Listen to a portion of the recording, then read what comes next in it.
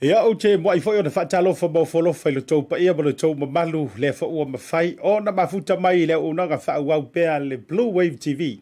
ia po o lau moana TV pa isa foi o le proklami whai o le nei vai aso le nei afiafi mua kau vave foi asia kare vai aso o no sa o le whato aso tofi ia le nei aso lo na valu o le masina o se tema lua whilua se funu ma le lua o le tau au na foi le nei o asiata ia se e mai foi le no foa wha asara lau nei tautua ma au na ia wa fo ile logo pui i no lo taupa ia lo tau mamalu i tulanga o meo lo te tupu fo i le ngato sio ma tau tru o ia te ronei New Zealand ia e mai se fo ia o so se tafa o le la lo langi ma sio tato tunu i Samoa fatalofa fa malo mo fo lo fatu ia te o Samoa le tunu tofi le tunu pele ia le tunu sa loto ia o lo mafuta mai le ngata lao Samoa ia afa pe fo yo fele atunu ule te sa ili malo mai ai io Australia America Hawaii io America Samoa atu moto le Pasifika pe yo fiti o Tonga Rarotonga Tuvalu Tahiti Tokelau Rotuma ia Wallace and Futuna o fe stele lava New Caledonia Papua New Guinea io male ano no io tu moto le Pasifika fatalo fatu mo folo fatu asiata ile dei vaenga o le fiafi ia ava pe o le na uta yao ya uto ia good morning wala ngai sa o foi sa no nga le tofa ia asiata foi le foi mo no le fionga nga tasi le sona na firma por kalame ia le ngai tau tele taimi fantasi mana dua o le walu tatu fa sa lau ngai lungo pe au manga ngalo le ia o le fiafi la vai ia ma do i New Zealand o le fiafi fo ile a Samoa ile tu la tasi le sili ai o do ia o te lo le a o uli a tatou i Australia tu titi la manava o do nga luenga o le nei fo yaso ia o te lo wa fa solo de tu never le fiafi a ila to America se taimi o le va veao iniso ila to Britania ia por afo le taimi ila to i le atu Asia ia ma le atu Europa io ina le Dubai ma le United Emirates o le to tele o le movement ma le sa ili nga malo so tanto tu u matama fa na o Samoa all over the world o global le o tanto malo le sa ili malo fa talo fa tu le autalai io so se fa te faita ulanga missionary talai ina le fina ngalo le tu le kalesia su Kristo yo aso ngantai io tele le atu Asia Filipina fa solo atu Africa America ia le pito lunga America North American ma South American ia ma Europa Britania tele so o se meo le lalolangi ia le gata i leo nisio kalesia io o missionale fa evangelia ma utou ma lo o fai ma ipu o le filifilia o nga le tua ia ma ave fu o le tala le lei fa talo fatu ia te utou te talo atu mo le saunga le mu ia te utou o lo tou maua ina tiro ia ma so se Samoa o maua mai lo leo a o fea lava o e maua mai ai lunga o le lau ele lunga o le sami lunga o le ea fa talo fatu asiata bale unanga le Bluwave TV ia ban proklame o le Tautai ia e faivo se o tātou tiro e le reivanga o le fiafi ia sa ma fai ngā le avea Samoa se tate le au ngatae au tala au taupa ia io elang o le fuela velave o le ia e vivia ia ia le taliturunga ia lo winga a umai ngoinga pongi ai mal tanto proklame ai le ma fai o na lilo lanu e o tou sa le avea i se fa matalaga vai le tou auna ia e mrantu mai ia le swafa manu malo Yesu Keriso lo tatou li i lo tatou Faualo lo tatou Mesia o lo tatou wo e fata lofa mo fo lofa tua yanti oe lewa e mafuta mai le nei vaenga o le fiafi malo le ngā lunue a fa peo lesa e ngā whainga ruenga ia mai a ngā luenga malo fai o le faiva a fa peo fo i tele i whai ngā luenga e lea whaina anu whainga ruenga kai au la umare vai aso e viri mai malo fai o le faiva fata lofa fo ia ila tau lea wasi asi mai tono sio manto watunu o New Zealand nei Fea lava le te whai malanga mai ai po Samoa, po Australia, po America. Fea lava le atunu. Welcome to Aotearoa New Zealand. Ioi. Whaatalo whatu ma whawhela ia tu whai whaleo la e o loo matua ma ati le malulu ia matou. Mai se lava taimi o le awhiawhio le po ma le vaveao. Whai whalelei la e o tātou tama matua a sina. Ia awa fo i le whenga iei ma le taimi toi titi lava. Pe toi lua eva yaso suiri ka kukaimi. ia ona tātou whaasifo fo ilea mo folau le manai o le mawhanawhana o le tātou tau mawhanawhana. I la tau alo whaia soifua i le so, whamunu antu o tau waso whanau mo tau waso soifua. Ia i whamunu le tua ai le manu waulu, a bese fo le deitou sanga, i fo popo yaso no tau soifua, ia bese fo ila mo le tuelo whaanga, ia ma whamunu o le aso soifua, leo na sifuru tau sanga o le siutina ia whafonga, laurua ete, whamausili na i le whionga o malie, ia eu ia pe ua ana nafi o lua so taluai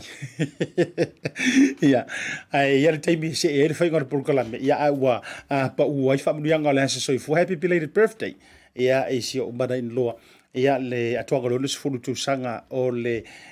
tina por tu si ia fofonga ia le gata foi le mo le tua fa mulianga le so fua o le fretua ia le fanga wali tio mai ia Paul Fretua se uso ia peleti tu mai le mafuta mai na Australia ia happy birthday to your wife ia Paul fionga fo il Fretua fa mo ia le tua ma tu fo popo nisi tu sanga se tele ia e tu tua au nai foi ia fa dia le da mai le tato programa o le tu ia e mai Asiata me se unanga le Bluwave TV e au te road usilei ia mo auto malava ni so ila do of tie la pongsa ona ole vala au pa ia le tua. Ma ua fo itala fa vau ia ile nei vanga ole aso le taiao ioi. Lua na itala fa vau a bese fo io o maliu na o ma ua fo itala va ia tu le dei taiao le ngato penga te failangi a bese fo so ta inga ainga. Ia fa bese le nga ole tua ile to faia au tanga vaia fietau torwono ia ona vala au pa ia le tua i le tina fo yo le ainga po o show anti ia le ua vala au ia le tua fa mana vaina nga luenga ia ua mau fo ile mabusanga ua faisi umi o taimi o fiangai ma ngase o le tino ia bese fo yo le apu busie to fanga ia o tilo fo ua mapu atu ma malo lo le lei ia ia ao yova bese fo yo le tausi dioga le na tatou le nei soifonga fa bese le nga o le tua le songa le wao ia me se fo yo ainga ma fa nau lo to fa vau ia ona o le vala au pa ia le tua po le malanga brio mreoti era kan fo ile le fa ba se le nga o le tua ia i somanto ainga le i nai loli ia le au tui vasa ia me se fo ia le tina po anti sofi ia me se fo yo to u malava ia le tui vasa kalolo le to tele o le o to uma le fanau ma le ainga sa tu vasai nai lodi ia be se foi la na yo uso ia tovia ave pa pe foi ia sengio ma te ia i ma o to uma la ono le vito amau tala ia wa vala au le tua ile tina ma tua ia tina tu vasa ia fa me se le ka le tua ma fa ma frafana ile taimi fai kata ia ono ole malanga le mleoti ia felo i pia matanto i pia mo le tu ia fa misenga le proclame ia mo fanau ma le ainga lo to fa vau ia marisi a fo yo le tanto mo tulu o fe ngai ma tulanga i fa no nonga ona o le malanga le maliu mo le oti ia ele ase se filoto pu le lava le na au na mai tanto e toi pu le fo yo ia le taimi e toi vala au mai ia tanto ia ai le ia le vala au mai yo le mtai yo lo fa pena ona fai fatalo fa to le o lungo le proclame nei vaenga o le afiafi o le so ia mo wa tatu fatala noanga ma le fionga i le minister o le ma fa pui tono se tanto tino le fionga Faualo le fau Harry Schuster ia i se taimi fo ia mai ai ia le tanto fatalo fa ia ma le amtari o le tanto proclame a fe le tanto fa malo ia pe o fetu ia to lunga like love and share tanto proclame o to u malava wo ma pa anga mai pe tawina lo suafa pe le to lo wina lo suafa ele lilo a ia le tulanga o lau o nanga me se foi o lo fa soina o le tato proclame le aso ma le aso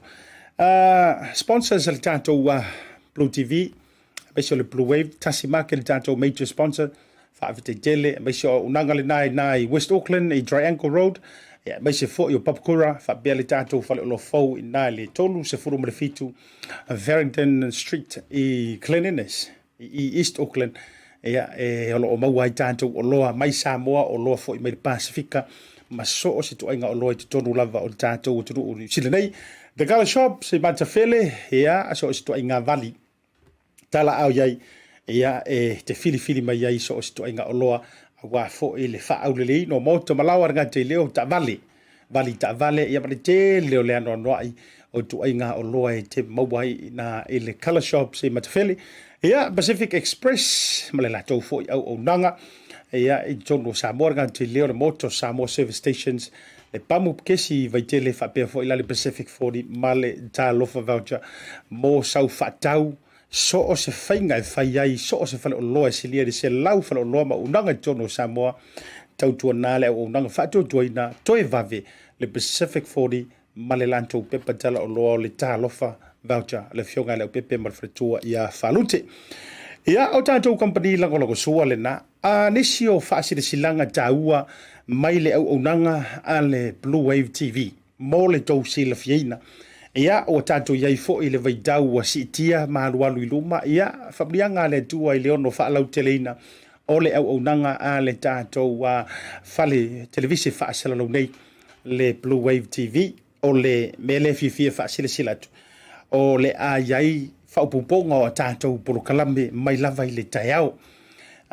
i le tā o le fitu faagasolo mai iai polokalame o le a iai le tātou polokalame faamalositino aerobics in a professional way. Ia e whātaunuina ma whātautaia e le sunga i le whaiaonga po le trainer, coach, a le sio, vili, ioe. O se tasi o coach pito i au le lei lava. Le fit family. Ia o le a tu inantu wai le tātou whaamalo stino lea mo oe i le tai au. Ioe, a mata mai lava le tātou o nanga. Ia o le ato mo whaifo i to mua i se whai ngalotu. Ia ona so mai ai la ia lea o porokalame le tātou Bluwave i le taeao e te ala pō lava e whai lau whaamarostino i luma lava o lau whaapaolonga po o tonu o sitting room whai mai ai lau aerobics kama professional ia la awhaiatua a o tātou lava mai Samoa e alo ma whanau Samoa lo i tutonu o Ondiro nei ia mauai lea wanoa a whapea fo i o ngai ke whaamaalilili ma whaapolulu ai lava i lo muso e te aru te savadi ia nga whaia e alo ufu mawhanawhana e lifo i luma le sitting room po o luma i le por kiko po fea lava il falita avale pingi mai ia fa marosking leo le a fa tuteia ia i taia u malava ele sunga le fea onga po le coach ia ale siovili ia male la tofo i vaenga i lunga ole au nanga le tanto BluTV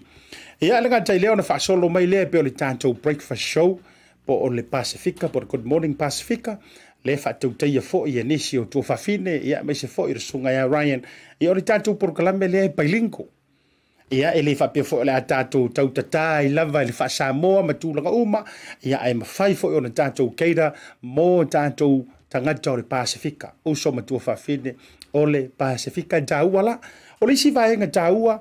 o le a mawhai fo i o na whaia tātou whaasalaunga whaapisi nisi. A whapea te whaafonga mai. Ia e te fia whaasalalau lau bisinisi e na e professional ways e tua inga tūlanga fo i lele po e le leilau whaasalaunga. Pule o le tua inga whaasalaunga ma whai ona whaalinga ma whaasirisilanga. O le a ma whai fo i ona whaasalalauina ia i le aso a doa e le tātou au nanga le televisia whaasalalau o le Bluwave TV. Ia i le taimi ma le taimi o le a mai moa i lava ai whaasalalauina ma tuina tu ia au nanga po o lau company e fia whailoa. Ia, fiso tai mai le tātou messenger, ta o mai po le ale to ai ngā bisinisi ma tūlanga whapena e iai fo i se tau le leito e whaamali e loto. E ma whaifo ono atu le tātou camera crew, po e le lei mai lau whaase whaalinga po lau whaase silanga. Ia e mana au fo i o se whaase silanga i tūlanga o aso whanau. Whaase silanga o maliu, whaasire silanga o mafutanga fioanga manuu ia o whaalinga whaalaua i tele o mafutanga o whanotanga o aumatulanga whapena ia o le ama whaifo i ona whaatinoina e le tātou au nanga nei ia e tūlanga laualunga ia e mese fo i o le longo puia li ina o le mamalu lau tele o le tātou utino walo pumongia o sili atu le tele vave ia o awala whaona po nei le alu ia le tātou social media, le Facebook, o le tātou YouTube, i o TikTok, Instagram, o le alu le na ua iai ua mantua kolopo. E ile kaimi e misi ia o ele ni usila ia le whaasire silanga o le talanoanga o le matai o le tau ai. Ai meli mailo a inga lai Amerika po lai perkangia. Soli. e whalongo ko le masinga fou ngai whai mail whasisi, a ngai whasisi mai a auto, whapena, o le tāua o le nā fwoi upu le longo pui ali. Ia, loro winga, o le awhalau tele nao nisi o tūlanga o le unanga le tātou Bluwave TV. Ia, mo oe, mai se fwoi o le tātou tunu, omi mai le tātou messenger, pe te alu le tātou website le nao tu inantu ilunga, ia e te e-maili mai ai, ma whai fwoi o na tu inantu ni tau whaamalia loto, mo o tau, mai se a tātou whaasila silanga, ia a whalau i tele. Public notices matulanga fa pena fa sisilanga o maliu e mai se fo fa sisilanga o aso soifua ma so fa nau ma fai fo yo na fai le tato o nanga ia manisi na tulanga fa pena mana tu la tato wo fa se malolonga a fo i mai tato malolonga fa fe lo ai le vionga le minister ia o le minister o le ia pui nga stono so tato o tru minister lo leo mo fo pui le vionga e Faualo pe mai a fa salong fa pesi ni sinai. Hi, my name is Soya and I am from South Auckland, Manukau. I attend an Auckland Girls Grammar and now I am here at OCA. My dream is to help Pacific Islanders build affordable homes. I came across OCA on Facebook and I saw that it was more hands-on. Now I'm here, gained a lot of knowledge, gained experience on tools. Something I was amazed about was the floor plan. Once you build and then you look back at the plan makes sense. So there's something I learned from OCA was how to read plans.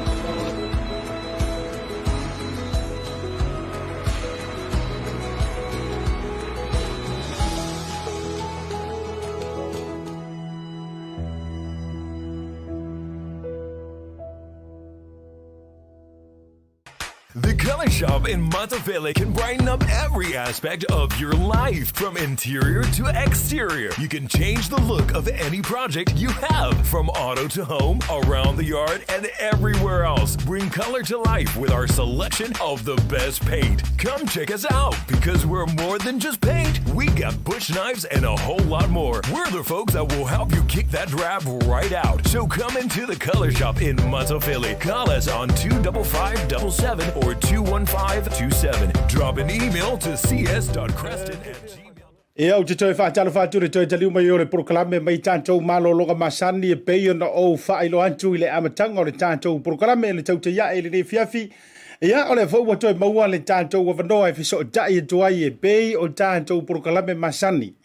Ma le fionga minister o leo. Fale pui ma le aunanga tautine i mū te tono si o tātou watunu. Ia po o le minister fo i olo iei le vainga ma le pui nga o le saunga le mua tono si o tātou watunu. Ia le fionga ia Faualo, le fau, ia po le fionga le matua ia tau ili, po le fitalainga ia fau Harry Schuster. Ia ilunga le proklame le Tautai ia ufaisi uminga whaira ma break. Ia. A talofa mau folofantu i lau fionga i le minister o leo ilunga o le proklame le neivanga o le afiafi. Vaftai la uftaringa Asiata ya via loto ya li rofa malanga lei to mo alta vano e te fa so ne ya so ya fa marulu atu il pa ya tupu mai la tru la fa fonga mala mai mo ya tainane ya awona tofi le tu alo no futalo no futapoi mo jeta to tru fa maru o fa stia ya o que le venga bem pisi ele a faina o le mesili o le lava e morimawina lo tatu watunu ia lau soisoi ia lea e tau mai ai ia me sia wa tata lea e tau mai lo fofiolo ma ruia me o mai io e vai se un aso vala foi no malanga antu o le mau voi se taimi tante inu ai se iputi ma felo ai malau fionga o no tulanga le pisi o mai lau fionga me se fo le matanga ruenga ma se tatu watunu le nei aso. Ya partaya jata ya pula lofa o lo moa le malosi partaya lofa le yo le moa malosi ne ya so o mele pisi ne o pisi foi le ai pa fianga a mata mai le vasum te ne le e na taulo le mai puni ala va ma fa so mai fa fianga yo le tato si gafu e o mo me hoi pe o mai ngal pa o me le manga o maka me ya e fanga ya mena le pisi mena ya ngaluanga ya ifa pe me masanya hoi tato langa masanya me vale ainga ia ole o tulanga nei o tal fia mana ia ole mana ia o tau langi le ia so uma ia na pai fa fia amata mai fa fia ngal punia lava ia stona ia matu malanga disava ti munga o le po le songa fua ia ai malama el tai o fa pea tu ati munga ai lunga le so mole sisinga fua isa va ia ole mea matango fia fa tu a fa ia le se sauninga fa pefta o le sisinga fua ai fa isa va ia mana ia ila wa va ia tu fia ile o faise me fa pesa va ia vola na fi file fono le fono mo ka peneta na fa isa va ia na ia se tasi foi le o tai ho ia foi le tal fa so pito o faise fono le ka peneta tono o sa va ia te longa se me le ma te longa ho stu langa e fa ia ma fa fono yo isa va ia o isa va ia ni me la fa isa va ia fa fono le ka peneta o le tau pa tali o mai ia pi ole o talatu na Asiata ma lo fa tai o le mele ma to o nai o mai to risi mai nai au e mai eva mai nai o ma to eva fa ta je to ma to ni ia o ai se a le fia e o pe o po masania ia tala fo ia le tusi o se o fia ina be se ia o umi tau sanga o kaloka ta to i Samoa o umi o kaloka i le covid ia o tau o matua elenga o matou elena o matou fa fo batu risi o leva nga fia ka fa o leva foi na fia ta fa ata to Samoa ia ai langa sa io e sa loka i tu langa o ai inga o covid i o lea fa tai le fo wa e sa no i tu langa matango fia ia wa umare nei vai aso te lo ele se fa sala lau ma televisi la do te le isufina masulaina tu langa la wa lunga o le uru i taimi wa sisi ele tanga vai o se tato malo Samoa i ele o sala fai ia langa o makua fo o sala fai a wale fio a inga ma sala fai o lau to fa o lau fitalenga fao ia pauale ole pauale ole fio anga i nga falanginga lea ole fio a inga masala fai longo winga nga o a inga masala fai ako ia ai fa tele e fa tele to fa wa ale fio nga ile tai pa le mia mo to fio nga minister kabineta ia britato fai nga malo wa fesio tato tuno ia amatatu ia na ia fa officially tu langa ole pui nga malu le malo so fa o mai le taimi le nei e le mauani tala mai oni fa la vela fo ile le watutupu mai o ala le mafuali i porkalame o le te wila pe oni wa misangisi wa o ngangisi o tulanga fa pena ai o mai ngalu te tau fisilingi ala o fioka minista o te fa ia tu o le tele o le taimi le o fa alu le fu'a wa tele foi movement ale malo ma company ma tangata lo tele o a mai le pui nga leo o a mai le maluino le tanto watunu ele o tau fo nga le was stretch ai matulanga i le manpower so tanto watunu lo fionga asa tau le vai to ai fa so ina fo ile o le fanga lo nga leo o lo lama ia lim te mai tai lo fa so mo tuta ia sa yo e wai o le ala mo tu la o le wa ese tu te fa o popo le mala fa yo le e ti te on no le wa ia le fia o le sisinga fua ma le termine le sa fa ngo ho te no te wi ai le ngata la le o tele hoi me yo o fa le ngata la le fa yo tu la ngol sisinga fu ia o isi fai ne polo isi fai sa vai tele voi la le tai mi aro tapena ai wo na lava tapena le fiona kom sina male male fa ngalo o le lava le o fa longa le fa so ia wa le fa sai nei le fiona ko va na silia a New Zealand ia o fa tele na ho le fa numero ho le o tutele le ngata e pui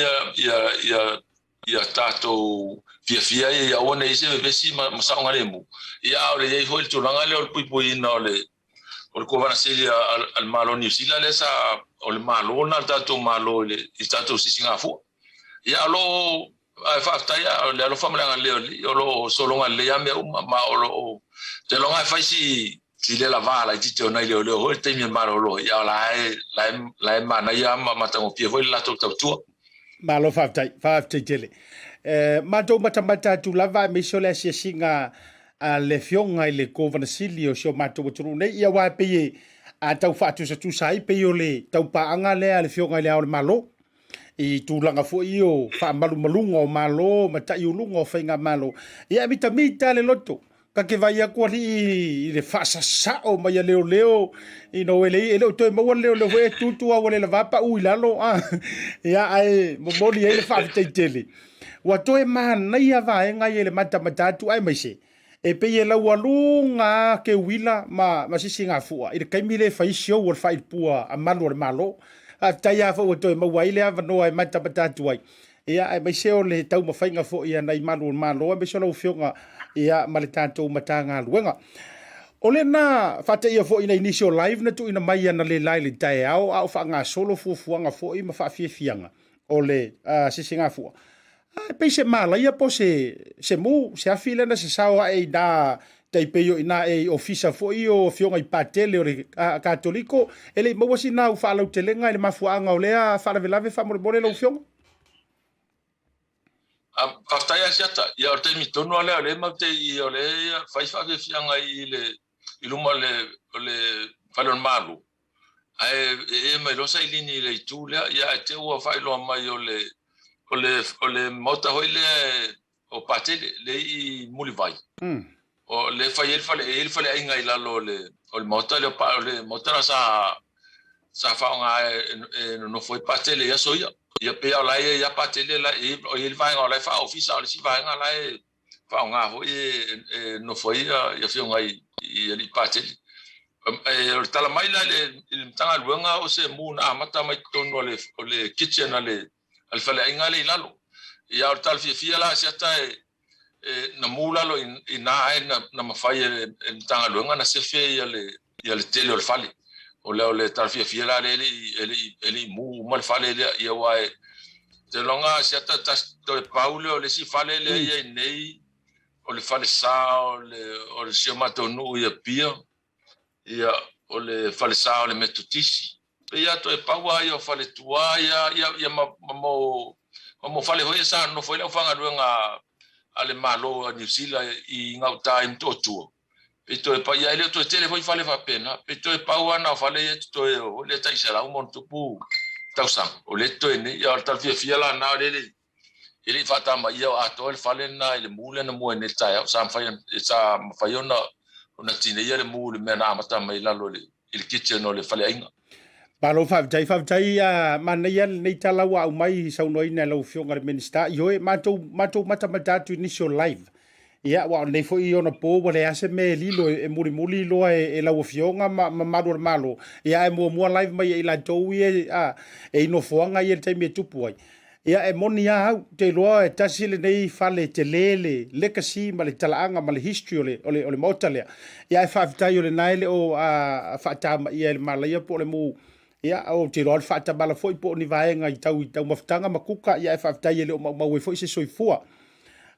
nta me mai le mata upu lea wo vai tu foi wa matana to e tau tutupu mai foi ma to e matana na to e faia foi e fa na wa onga o le fa vevesi le taulanga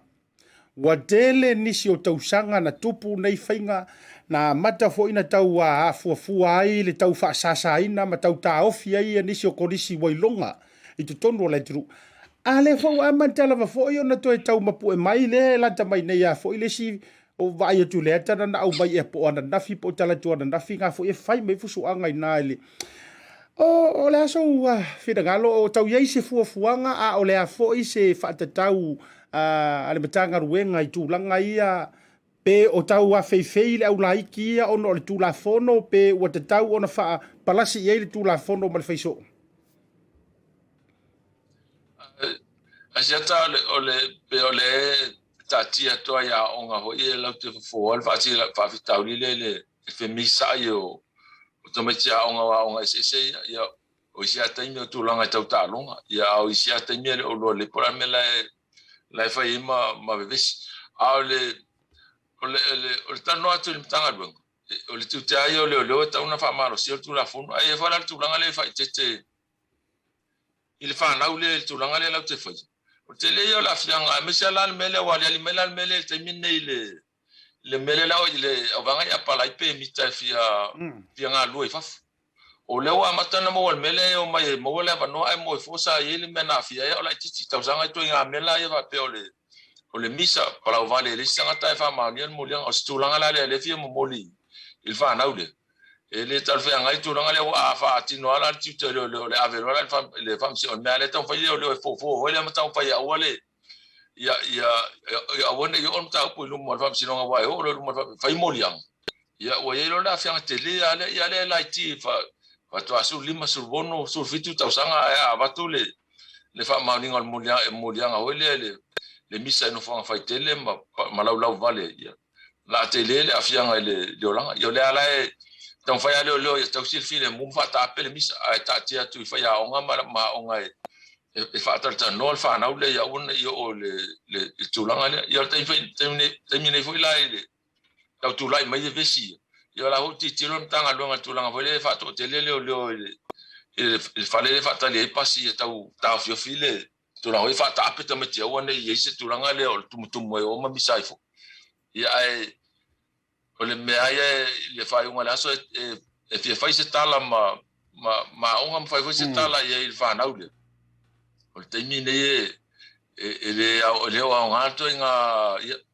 fa nga yo pusa al me ile nga mo malo vale le wa te le nga mo mudia ya si le la le tau ye tala le o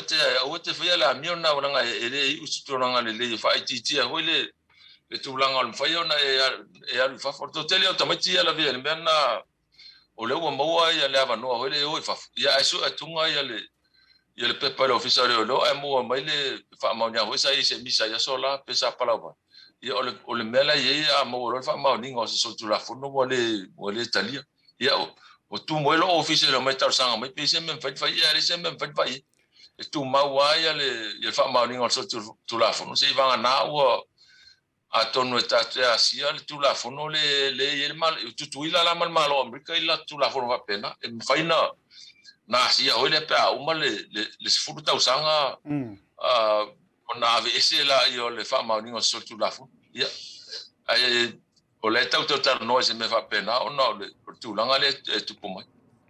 malo fa tai le sau nga manino lo fionga ele minister wa langa monia wa tuputele ba tupuso wa tatau fo yo na sitia le tulanga o au lapea o ngai le vaenga monia lo sau nga wala ngai ele ase matua o sana tama lo fusu ya ai te lo fo yo vatu o lisi o isi matua lo na lua ele o ye fo ile tofa pula onga ma ainga faya onga ya ai asitia le tulanga o la tula fono kuli mo ku ai le ko isi avanoa ia te lo foi ina a o ngalta mai titi malona iloa nga o nga kausau wa sakia mai kai kaulanga ia ko foi ferma umanga sa vai wa o to tele le tau vai tunga ia e mo foi na ia vano mai no fo o ngai ia e sona ta fai foi le ai fa tai le fa mani no ino le va nga o le sim tau butu fi fisinga ai so fina ngalo fa lo tele o mai tau watu tau fa tupula ia i Samoa ia se tasi lea o afianga fo ile fa peritania o le suicidal ia a tau fa Samoina pe yo se tulanga fo ile le toe a pulea la vai o lo wola po le pule le ola ma tau ma fai ni ai ni awala e fa o i lava le fa mutai no le soifua ia te oe po se o ka ko la ku Cristiano ai o le fa afisilia tula o fionga ile minister po ia ni awala o a fo i mafua nei fa fitauli ai pe o tau sila fo ile matanga ruenga ina ia identify ia vaenga ia ai fa ni nei fuanga fo i manisio por kalamela o fionga fa Asiata le tulanga le telefone o tulanga tato e fa ma o tulanga le pule vole e fa ma tupu ya tato e fa la temi to ma runga ya le fai numero ai mesala ele vai foi ele tausan tele ele vai ngale le va su fitu ma le lufu lima lo sanga lo ngale o la vanga o le vai ngana le tele tupu ma ele mele o le pule le ma o ina foi le na ma fo ma ele vai no ni si vo ia fa la tonga in Samoa e foi e la to te fo tu il tulanga ele fa tonga le mapsanga o ainga ia fa pena foi le Samoa victim support o se tasi le o lato au nanga lo fai o le tala noa hoi le i tatou tangata e mese ale le whanau tala vou i tulanga leo le a i se meo ma mawhai le mawhau e mawhai na e loto e tala noa ia latou a ua le mawhai le mawhau ia ua whao Sofia hoi le tulanga pa pepe o le matamuli pe o fefe hoi tala noa i matu ia na oso le mawhau se tulanga pa pepe o le me tonu ale fa tu ina ia le o nanga le mapsanga ainga le tulanga le e fai ama maulunga tulanga le pula le ola ia i tatu tami tupulanga tatu ba lo fa la o fionga ile minister ile vainga le so officially to inicio mata upu cases ai ma se afo ile lo le wa mautu watu tulanga i matiuti mata nga luenga me se fo le puinga malua le malo ai ono le fito amba o se ava no tate to e tala no ai tapo kala me fa au ai mo ya watu na ya tule tulanga le ruling le na tatia mai ai oro ia ila to o fa ne nefua o lo fa ne nefu pea ile unga po le atonu yo e pauale la walunga le la manino ia o fa le nga ina le vai nga fo ile na fa ia le parliament o si uila male ano fale o le unga lea e makuange nge fua ya le general le tulanga lea e o tele fo ia o sa il fa masinonga o pomoni e o tele nisi o fa pe mai por me e o ko e fiko ko ai e fa yo na isa no a la ufionga le minister o la usunga le loia o la ufionga fo i o le fa masino o le ako ngwane fa mangi ngonga e ta auto le lei ma wai le toi mu ko kele ai se fa tatia pe fo fuanga o ia fa nga malo ia isi o vai nga o ia asiata ia isi o mamana tolo ia titilo ile fa unga le alfa msino ola ia la vai la manino ia le fa unga alfa msino atono ia isi vai nga la taule manino tele o ile vai pola atono tulanga ia o lo manino o le manino alfa unga alfa msino na la sau fa mai alfa msino o le mele o le watu le avanoa ia te o e whaisau Folasa i le tua inga o e ma le whai o se whaasaranga e whaasanga e tue. O le ai hata tau o lai tu tonu o le whaavai. Ma o le ai hata tau le pui a moso se tangata e tu o ia i se soltu la fono. Po o le whai o se whai unga o mana whai se whai le hearing. O la o e le tūlanga o le whai unga. E le avanoa e ave tangata le whai mai se whaamtalanga. Ai le whai al whaasalanga. O la manino ia tau asiata. Le mele fe mai le famsinonga. Ona ele avea se avanoa i atu ile pa malala le pule fai mai se la forsanga i le faasalanga. O le la fai mai e pule al parliament to avel parliament o la ia le marusi al parliament to ia tu langa le ma fai si le faasalanga. Pe mai ana ave le avanoa. Le ai ma se vai ngole o le fai unga o fai mai le fai al parliament ona fai le mele fai al parliament na fai mai to e foi. Se titiro il palpede o le si tulanga asiata ila titiro la fai mai al palmeni e ye le malo si ang o le famsinonga e ye le malo si ang al famsinonga e titilo i tulanga hoile tupu i me fai tono le palmeni o le vala la le o manino pe se Folasa fala weteli ai ila titilo ye e manino ya ila fai tawa tu ye o le tuli lo mai el famsinonga al mele o le ya tau le mele na afia e te taulana to e asi al palemene langa ele ma fai al palemene ona ngau se ai at tau o le tono le fa vai ia au la vai tono o le fa vai e ia ia le fam sinonga e afo e ia in me tupu le palemene fa peise o le fa tsainga se ton me foi le pe mai fa vai a lo te al vai nga le fa vai e lua vai tolu e mana mi pasi ai a faila ele wi al parliament tu langa le e ma faila fam sinonga fa mai nale o sa o le to a wala le na fai ele ta udia la tu la fona to pas e tanto yo to faila lua ba e ya mo lua ba to o tu langa le mani no ya cha yo la e so lo fam sinonga le tu langa hoile o me la fata tia mai le fa vai ele se ne fu o ye to no ai vala lo tal to nunga hoile a fa pe o la ele o fai mai ele tala fam sinonga a fa pe o me la fam sinonga ele la to ba ya so fa mai bele o tu la fontu mau el palmen e se la jo manatu vai o lo manatu ele ila ele fai la to mena o mea fai il palemene tonu pa fai ngotu la fono tonu ai fa il fa nga ina tu la fon tu mau fa ta tia ese tu la fon tu mau ele sa ya fam sinonga ile merna se va nga na se me ya fi ai se le tulanga tau ai ata tau le ase tangata male ma se tu la fono e mana mia le tu ai nga patino tonu ele lua vai tu ona ina la ele me fai il palemene ona sopo ese mai le mela fa me fa vai al mena tau fai ai a sopo ese el palemene o le vaenga e pui al fa vai ia solo pea ia el palemene lungo al fa vai o le fam sinonga o le lai manino o le tulanga na la vai ia o le voi titilo e faitonga me na ila titilo le fai un fam sinonga o lai manino o lai tau yeni nai o le tau le manino tele pe o la to forsanga na le marsianga e a foi ia pe tono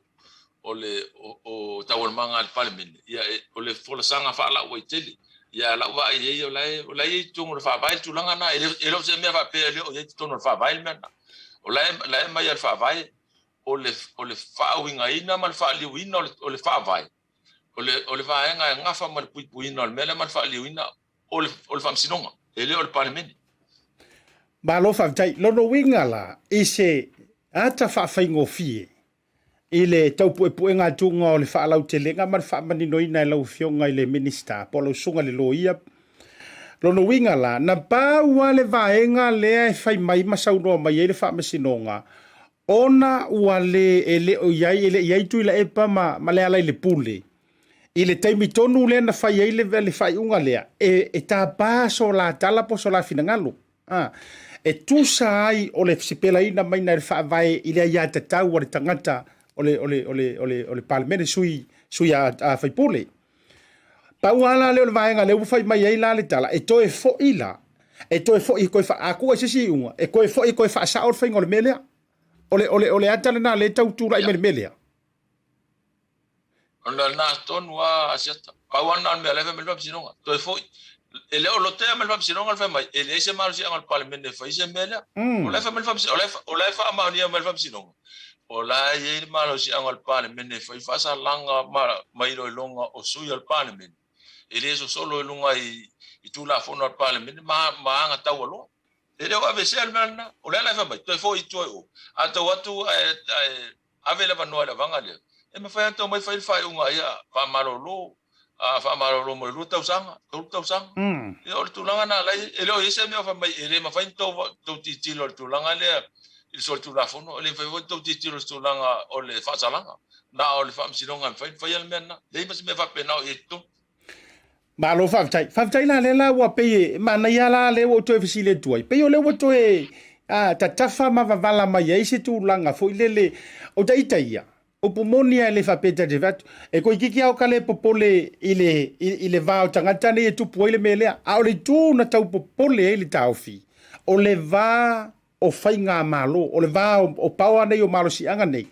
Na tau popo e hale tā ofi i umaha e peua manunu peua whela matai. I le mātou whaalili unga. Ta tia ia le tūlanga fo i le leia po le awalanga i toe fo i ala toe whai, o le ale whātou whala inga le pāle mene o le aiai, o le nāla vai tusaio, o le sunga tuila epa ma le tō whala le pule. Ai peo le vaenga na matua tau de ne fo i le channel. O le tūlanga whewa pia, wei. Sa se mea whai mea le pāle menge, korosi mai ele whamesingonga. So se whai unga pingi mai. Pei o le mātou nā tau tiro fo i lele. Ai whawhitaila. Leila o ila tau tonu a e whaalili ua ma whauinga li tūla fono. Ia o lo ngafa ma le whamesingonga. Leila e toi whapea mai. Ia pia mana ia le toi avatu e toi whai whaalilei mai la le melea. Ia ai pule a o toule. Ele whai unga o le a uma ena e te tau ona iai. Whaftai ilau whatai inga Asiata ilau titilo le mele whatai inga o le manatu lea e lea ia le whaamsinonga i so se tau al manga al palme o le maatu li manu lea o le tulafono wha Pertania palmene le Pertania le lava ini ia New Zealand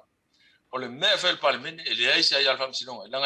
o le mafuanga la langa ele se fa vai tu sia o malo New Zealand pe o tatou la e ele tatou fa vai o la foi la tono o tatou fa vai no fai o tatou tua ia mea ia e tu la fono le mafai ona suia sei vanga nai au sia lua Vaetolo i tu la fono la i malole e ni sila ma e pule ile o ye ni me fa pena i tu no la tu la e pule al palemene fai numero e tau solo la Taupea afa hoile o le atunu la e lona fa vai tu sia o lo manino a e fa e ile malo si anga o le fam sinonga e va ai el tulanga il pasia ino tu la fono ale palemene o malo America la mo tu si ale tu si alfa va e mai o le Congress ma le House of Representatives o la mal Senate o la to e pasia ya tu la fono mal president ai tu la fono la te pasia ele tal fe ngai ma le fa li ngai le tal fe ngai ma le fa va tu si on malo America e ai ya mai la il fam sinonga ile il tu la fono lena pasia e ai mai foi e fai mai foi ya le fa vai America a fai el presidente America se me le tal fe ngai mal fa vai e fa le ngai na el fam sinonga e manino la le senga la na o le fa vai al malo Britania el parliament mal fa vai al malo America o tatou la e le Britania atoa le America atoa e pe tu tatou lo ngaton le la e tu langa le o tele o popole la ile mele mo ile o marino tele tal alo titi lo tu mele la e fai mai fam sinonga e ala la no tal tonu mena Asiata ona len fai mai fam sinonga na le pawale mele fai parliament na le solo tu la fono ile avela mano la banga al tu langa le me no ama tu inga na fai mal fasalanga e pula al parliament o le nara le titi lo me no le fam e tu e fo ya e pul parliament le pule mato ba lo fa tai ia ua matua mani no lava te o fo se takata Samoa e toi tu fesili ma le mautonu pea ia no winga la a o maloto inga fa manga ale ai ke nge fuara jano e ila mena tupu ya oi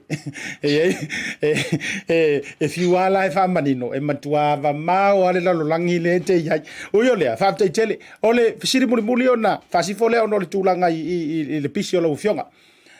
to tele ila tau fo i na mai tau wina le ngutu wa i fai ngā malo. Ele ngata fo ia na all fast. Ai fo initial fast na matua fai la fonga fasanga nga ile HRBP. O le wingo la ufa matalanga. Tangata ia tunu i fafo. Le ima tau Australia, America. Lea la e malanga antu i Samoa. O le fafisili o te fia fisili ngia ile vai sua lea. O yeiso lanto fa moenga ma e foi se pawa o ame pasa ma konge sula ma ofisa we ai come singa o atunu une ya madona ina fa pe e lave ia ile lofa pe amato atu sai kia inga e mafai inga fa pe atu malo ia le ai ku kamale ko foi langole siksengi usila langor siksengi Australia pe ala tu loa ai fai il morianga ina o mai nga ka finga se longa kilia me uma em fai na fa mani nor vanga le Ata ia Asiata, o le tu la fono ata touia, e te solia lo se tu la fono ai mawhai ona wha maro sia pe whai New Zealand, Australia po whera langi, solia se tu la fono a le manino tu la fono Samoa, e mawhai ona maulia o inei. E te papai mai lo inei valele i whaleolo, po lo sau le waa i mtautu. E te papai mai lo ai tangi se si nei, o tangata tonu a lea na o ai la ulu ai le mele o mara fai sa tangi e tangi lo la le tangata ine ia o manino al me tu puya pe te sa mai America po Britania e te no fono fo ine wa o tangata ine tang o la o ile tu la fono ine Samoa o tangata le tangi ine po malo Samoa po tangata no Samoa le ni tangi tangata sa mai fa e ma fai foi ona fai sa na tal sanga al fam sino ona o leo fai la tangi tangata leo se tangi se ita lafu po se tangi so tu lafu o tele mana o ya no ka ka le fafo ai fai la tau ya ta fi rola o nei Samoa ele ma fai na e malanga i fafo se longa o male e fam sinonga e o tu langa na le el tato tu lafu e o lava pe e te sau mai fafo o tangata no tato ai e te sit sendi a New Zealand pe Australia o se palangi voi ana solia tu la fono ai o mai nei ele ai sona pitu samu e tangi lo tangata nei e city preaching e se longa uma fam si longa fato a na ilole le unga pe al watu pele al watu o tu langa na le tato tu la fono ele leva tele tu la fono na ele melhor tau finga o tangata nei wana tu vol me hoele e fai atu tangi tangata nei e sola tangata i New Zealand sola i America Au le o i Tautai nei voi le tongi la itala. Le la fai lo tu la fono le tato. Te avea lo sa mta pu fam sinonga sa tangi se meta wa itala fu po so tu la fono. O come ki am fai la kal sanga fam sinonga fam mon bodi. Au la va ngi fa kanga su nga le fio fa. Se uma se mta pu le man ma inga ku ava le fa kanga ro la ya. Va lo fa tai. On mesini la lo mani normal tare vai. E uia la fo ilo fa pe ke fa ali ali lo kus fo la usila po Oscaria po America. E ke city pretty a se ia mai ale le. Al pawa saka al pawa nga ka fa nga ro se ngel nga o le avanga ho le fa nga ro nga le avanga ai komisi le diplomatic passport. Pawa na tanga tele au el marusi anga le tu la fono tatu. Ale ai la so passport mu va pena. O ele e te tau no mai loi nei ya. To ai ta folafe ai. Paro fa tai tele le ufionga. Ia o le tato e Faualo amatanga le nei telefo inisi vaenga o le ato e mati le lava ia so pe ate te ia tuai lo suifua. Ia ai fa mai mai i sau noanga e taurunga ai le ta fa tala noanga i le vanga le fiafila ufionga minister. Ya partaya Asiata mo le mea mano taua partaya lo fama nga leo le liwo pai hon ta fa so atul pai mal malu tupu mai e se tato tunu i va pe voi a una tofia le tua ya lo fa le tua fama nu ya Samoa lo la lampa pa fa fo manga lo fama i se tato tunu mo no fo talo mai pe voi fama nu le tua la ftranga Asiata mo pe le male malo si la ftranga e Fatino e pele awa nanga taua e fene o tau longo si tato tunu. Ia pule lo fa le mo se no ta te fa so ele va yas e lo tele tu la va lo taleng. Pa malia tu foi pa ia mal malo se tato tunu. Foi stia ya o no si me ya. E velo ai le va yas. Le faina fa te tele mo lo lao mautino lava le pisio le tato fainga malo mai se o to fionga i minister le ngata o fa mo lo alo i Samoa ia o telo tiu te fai va o le lava o mo le nei lao mani noa ia e fa vanga e lau fionga wa le tapo kalame fa mo ia le fa sifonga o le vai so le tato se singa fua e tasi me o le tausanga antoa ia o por kalame fa ta o le nei vai so a o le tie le tu mo ia fai vol mtanga ruenga lo fa tele atu so i fua me manuia se fua Asiata lo va Samoa fa se fua. Ia e toi fa o le tanto wa por kalame. Pe mai tanto fa salongo fa pisi ni sine.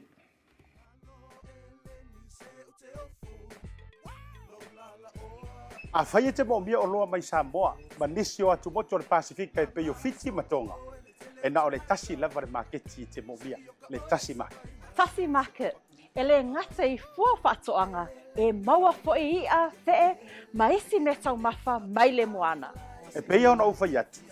e te maua uma o loa mai atu moto le Pasifika. O le talo le te sina mai ai, numero tasi lea o loa sa palai mai le atu nu o fiti. Kako karongi ue fo ia yasoi. Maua foi le umala mai tonga. E le ngata i lea, mo i la tau e fia le tātou tama o le whai. E te maua umala mai Tasi Market. Ai whawhetu langa o whaalawe. E sa o le lei, e maua tātou pusa pisupo, tu ainga le leia leo le pama. Le ngata foi lea, maua pusa moa, i so si tu ainga sizes. Whapea foi la kako pusa siu pipi. Panse mai ngar ka pusa siu ngar whamule mole. Tai. Tama ia mo whara, la ngata foi leo pusa pepe, i le Tasi Market. E maua fo e ipu mo whaalawe, in bulk, i le Tasi Market. Ia le nasa moa, a mai ala o na whai umalau whaatau i nei le o danga le Tasi Market. Aua nei e tu muli, ai alofa i nei o tātou ai ngai Samoa o le whea ngai Markoviti. E iai fo i le lātou o nanga ua tā ua le Monogram. E lafo ai tupe mo ai ngai Samoa e le ngata o nisi o atu moto le Pasifika. E tasi lava le no fuanga i te whai ai tūranga uma nei. Le Tasi Market, whale o loi Massey Road i West Auckland, a le ngata i leo Papakura i South Auckland. Can you be my wife?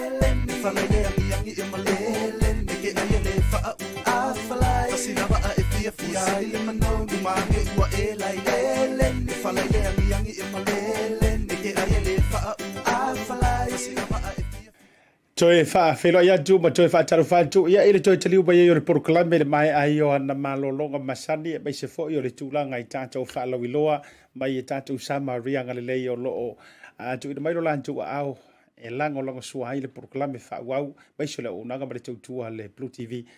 le foi banga le viafi le o toi mau fu se taimi o le fasi fo le o le tatou proklame e bei ona masadia i o le nana tau whaafonga i le whaatalanuanga ma le fionga i le ministau le fionga ia Faualo Harry Schuster e tu sai o nisi o vaenga e le o iaiso mati fo ile leoni tūlanga mata utia ia ne matua lave te tele e se mai lai le mule na e o te lor nan tau sila fia uman tele la tau sa live ina mai le tūlanga i le malaya po o le mule sa sawane i tua e o le i nala vai le building le sa o le saunanga le fionga i le minister tasi lea Maota ua umi mau tau sanga matua i totonu o si tantou turu ia le Maota fo i le na i muli vai le so o lava ma le fresa katoliko i muli vai le fai ma sa fo i le mato maanga ia ma malu fo i o fionga i patele ia ai o le lana mau mai o lalo le kitchen le na se e fo le liga ka wa ingi la pisi va tu fa fonga la tu ia po wa ioi wa sa sawa e ale ve vela o se o nga umu apo ia ni pepa po ni ani tu la ka fa penai tu ai le ia po se kesi fo i po le lava le tu langa fa i te tenga ta e mesela o le fa i te tenga ta i fa le vele ile pai tau watu ona o le fale le po le Maota lea e pipi e pe i lalo le fale inga lea o se fale waleva o se Maota fo i Faualo papa ma tu fa fonga le tu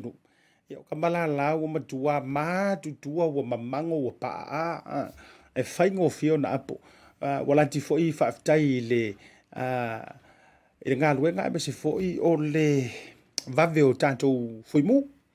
fa malo i fo i le fionga minister wa o ia fo i o lo ia ile va inga o le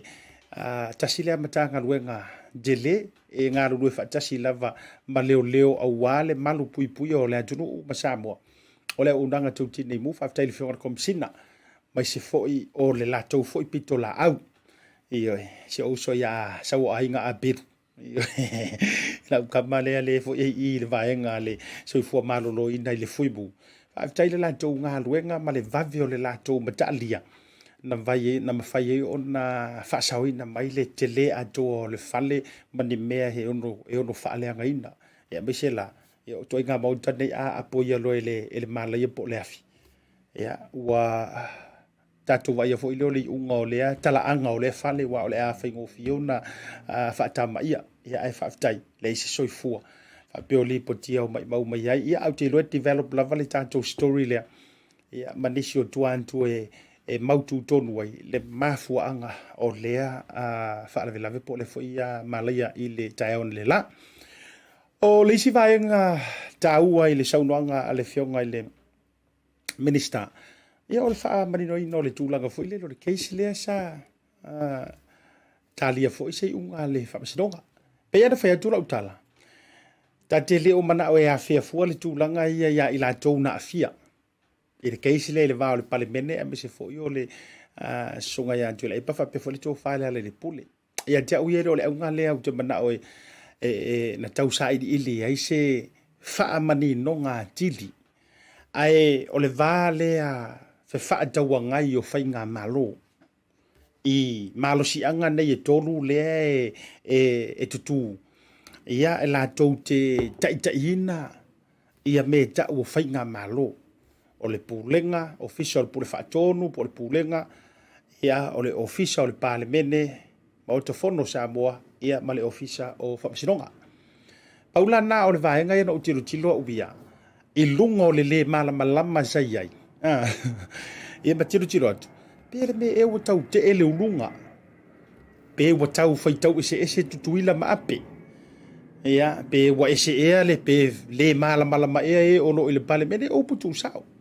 ia ai pe o va ele mala o pai mala fai o le nga lu fa tasi o le e tilo mai nei lisi tu o le lau pe o po masadia le nga ai tilo pitasi mai tang tai pitasi ia e piko kasi ai fo ia le alu o ma fau malau mau ai mana ia fo ila le feliu wa i fa la au mamafa mai tilo mai lisi pito o ele aila ele o fa tau te ele fa masinonga a o lai to e puipuia ia whainga al pale mene wa e sila la iei peona whaamanino le fionga le minister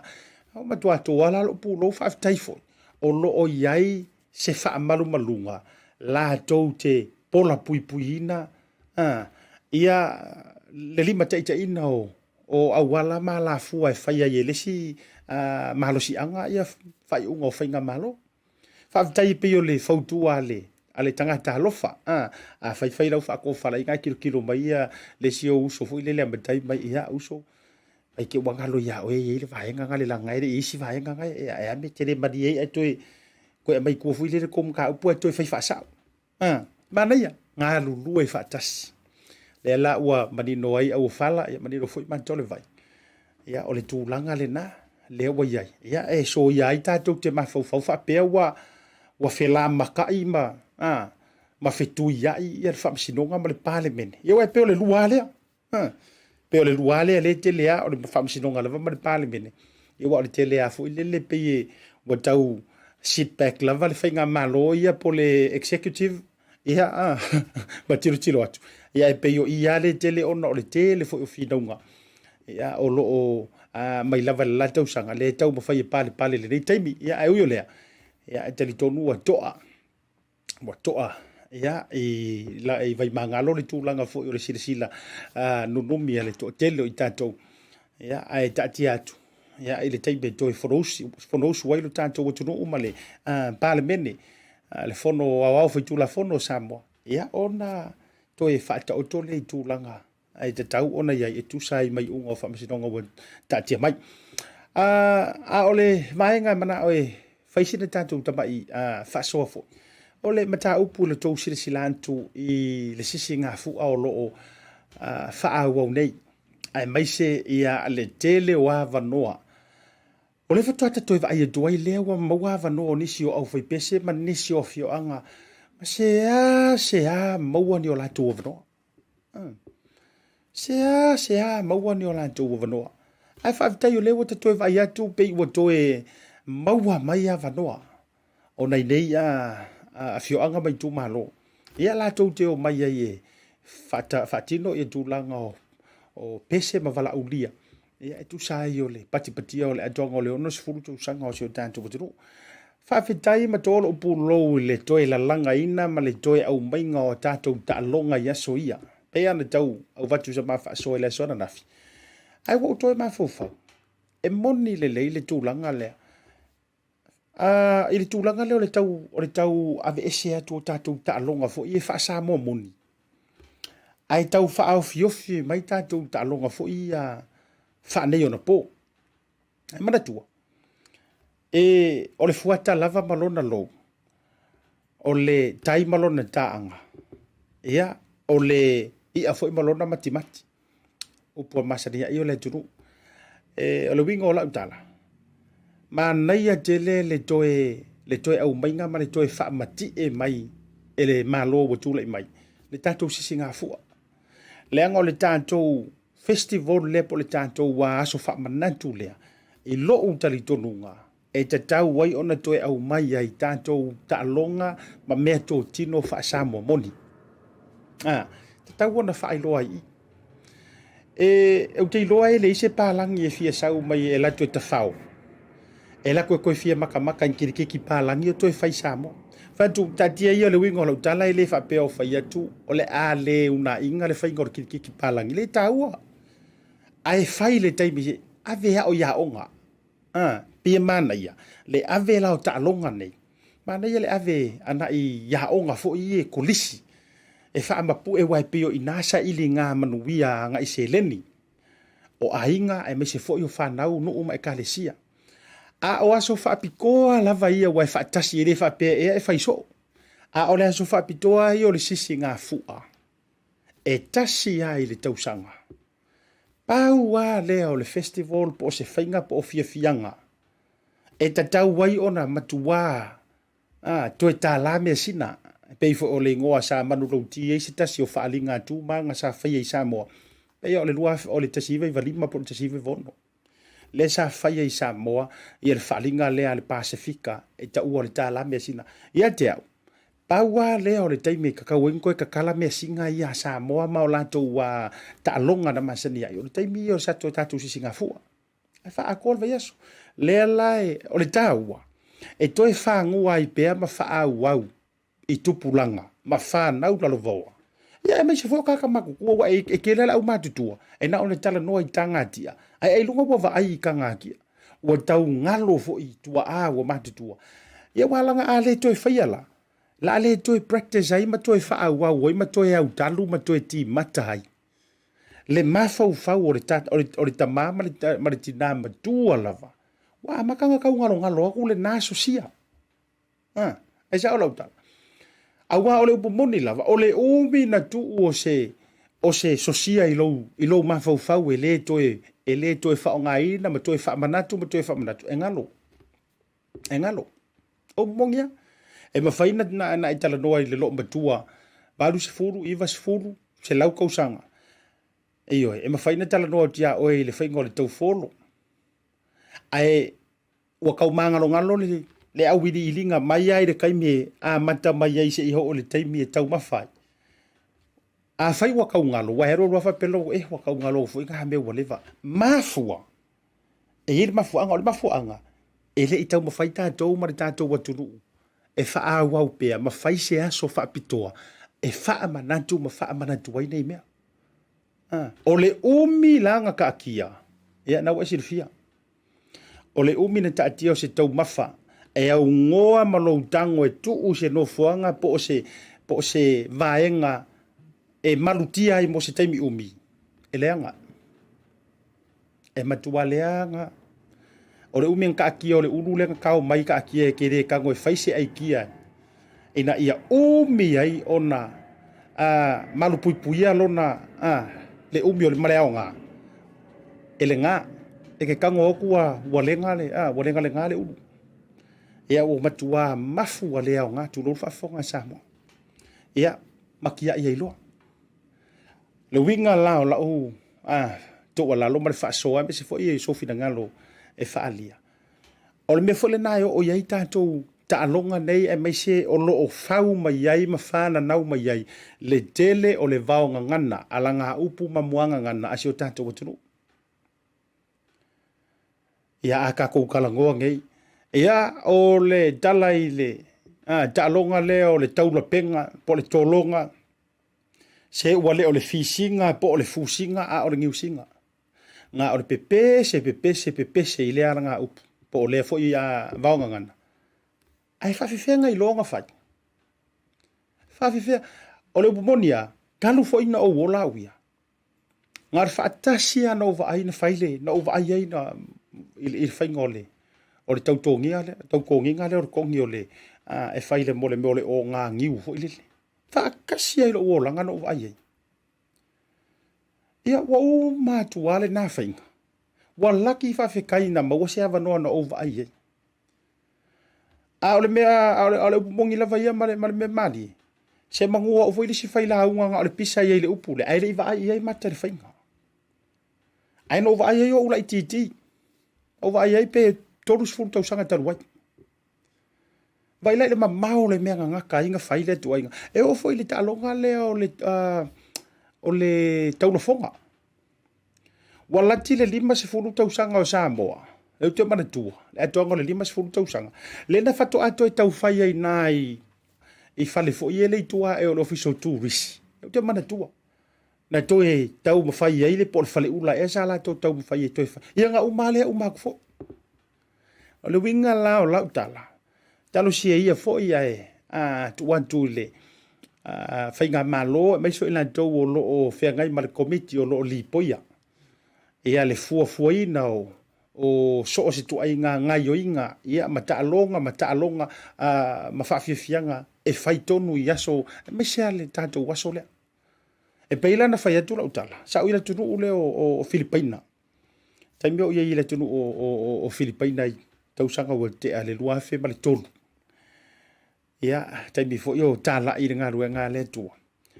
E iai la me o festival te tele, te loe malama o mai to telo i la tau sai lea tunu o Filipaina ma ta lai pena whaia vai fo i mauporo. E iai la tau aso whape nei la, mo festival fo fiesta, ta uel vaenga. E o aso ia matua e vai, o ka reku lisi, e au to va atu. Ai le te teina e vai e, ua whai o aso iengi ka alonga whaonga pōngi. O ina fatoa e ai tonu ai lava i siva mo ia traditional way of dancing ala tunu lea ia o latou taalonga e fai o latou la e fai ele fa pela a me latou ta tatou ia so fa pau le ai le tau te muri ta ia o le wo fa kerisiano ina tatou alo ingo la utala e toe fai ai nei tatou taalonga ia te eva tu ile fa na we fa le la ko lape a o ka maki pe fa fianga fai to eva tu ai tamaiti e fa feo na fai a miringa o nga popo ia valu nga popo o me fa pena o le tele ia ai o la utala lea o me nga fia va ayer kurisi po modia o me tonu ana e fia va ayer kurisi because it's history nga o Samoa o tele tatou le tatou mamafi fo ile le tau fa modernization fa modern style le fanga se mana ya swinga iyo e mana ya fo ai kia ma me ko kia ele umi ai mana ya le original e momoli mai ya male la le male tofo Samoa moni iyo lo bingala na fo e tau ai mana tu fa soa e tau ala vale toe fa fangu ma le toe tapue ia ma le toe whaauau o matalalanga nei e meso nei tātou ta'alonga tuai ma tūlanga whapena ia tātou tūnga whautasi o mo haloko inga ua saule le whai unga fo ina iai o le ale toe whaiangi ku unga whaukasi ai mara tua o le tele o le vaonga ngana ma upu wha Samoa e maua mai i alofanga ma tūnga whautasi ku unga kurula ma va alo teitasi o le upu o le tele le vaonga ngana. Le kele ngai fai e kongo ka vale lau vala aulea, ma lor fauli. E le o se ka vale fito i tonu wai le upu lea. Ai ona ua le toi, a o le o tasi lea vaonga ngana e te maua mai i fai vao le nganta i fale. I le tamba leo fai ngā mele tai, ko ngā faukasi. Po tu ngā vaalo, e ke maua ai le vaonga ngana. Ioi. Ma lo le fauli, o le tangata lea ngā ke kao fia le uli o le vaa. Po fia e nga ke uli ulia whaasanga i o langa o le ua ngā luar piko lea. Kau whaasanga i kai. Io i whaasanga yuka. E awai aku wha la ua ka kafe mai yuka whaasanga. Ngala e alo la mala au mai ia le au vaa. Se malo le whauli. Me vai. E ai kali aku le whauli. Malo le pali. Me vai le mana ia upu. Upu ia ngā iaro ngā vaa. O le pali. O le alo. O le singa upu whaalo le. O le singa upu te sui ei le alo. Po le tau alo, o le tau pale. Ka alofa, ia ua kau pale mairo lua saa, i ngei kaimi mu ngā la. O fetalia i ngā la ngā, ar ka ngaka le ngofo e uli le va.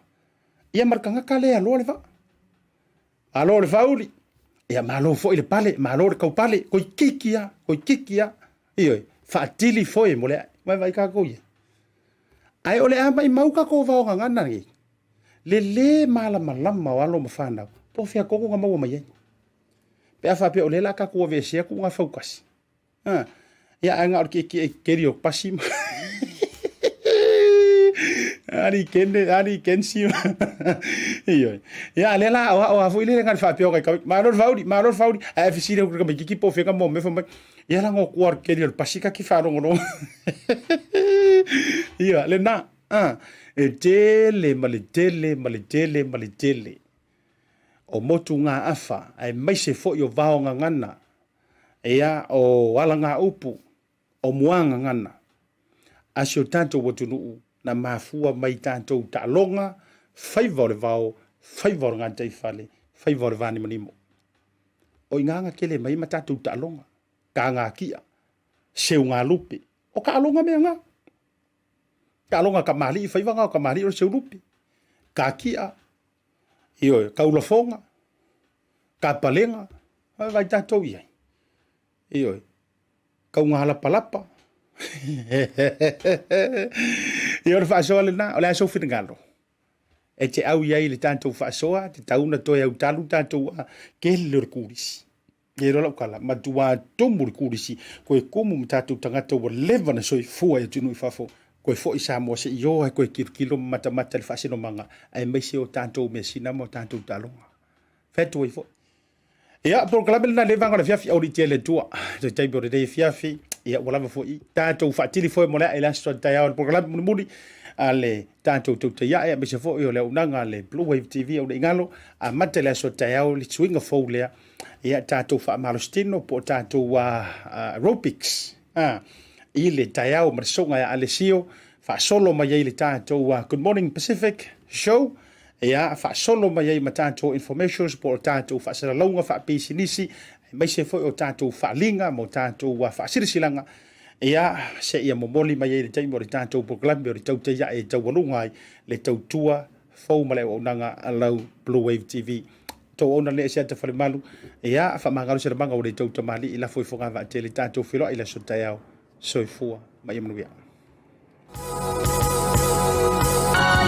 O le tautua ma le au nanga o le Maota Samoa Service Station nei tua nei matu. Mātou te utuina lau sa ma le tele leo nisi matu au nanga ese. Ai le ngata fo i lea, mātou te siakiina fo i lau tā vale. Mātou te sapalaia fo i swau mo lau tā vale. A whai fo i o vai pa o lau sa, a wala te popole. Mātou te sapalaia fo i ea mo lau tā vale. Mo lau nofo silafia, mua, ta pē lau tā vale pe autu. Lua, ta pē lau telefoni i le taimi e utu ina i lau tā vale. Mana tua foi, e matua i whaasa ina le tau mawhatapa aina foanga whape nei. Wa iai foi au nanga i lunga o le Pacific 40, e whaatau ina ai le talofa voucher. Maota Samoa, o le Maota mo Samoa uma. Mātou te fia e au na pia mo o e Samoa, whawhetai le afio mai, we'll see you again, and God bless.